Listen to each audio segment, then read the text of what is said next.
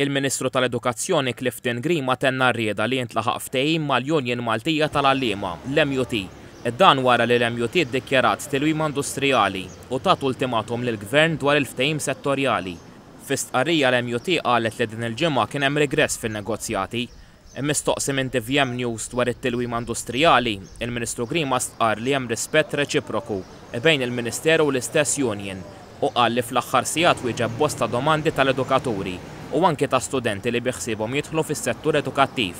Qal li bil-proposta ta' dan il-ftehim kollettiv edukatur ġdid li għadu jiggradwa mill-università u li jidħol fis-sistema edukattiva għandu jibda xogħlu b'10,000 € aktar fis-sena. Kweta ħares lura lejn l-2016, edukatur, teacher, għallim, gradwat mill-università kien jibda il-xogħol tiegħu propju b'20,000 € fis-sena. Jekk wieħed jara s-sena 2022 li għata xi ħaġa viġġenti anke llum, dan jibda pakket finanzjarju komplessiv li jlaħħaq 26,000 € fis-sena.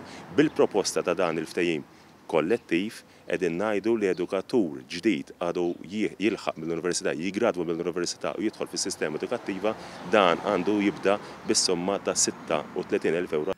Il-Ministru Green konferma li fuq il-mejda ġiet mitħatta anki l-possibilità li għall-ewwel darba l-edukaturi tal-kindergardens u l-LSCs li jagħmlu 20 sena fil-klassi mal-istudenti jieħdu allowance. Sallum il-ġurnata din l-allowance kienet riservata b'mod esklusiv għall-għalliema u allura hemmhekk u żgur li l-Union ħatkun qed taqbel magħna u anke l-istess edukaturi, din l-allowance ħadd ingħata anke lil daw il-kindergarten educators u LSCs li qegħdin jagħtu servizz lill-pajjiż.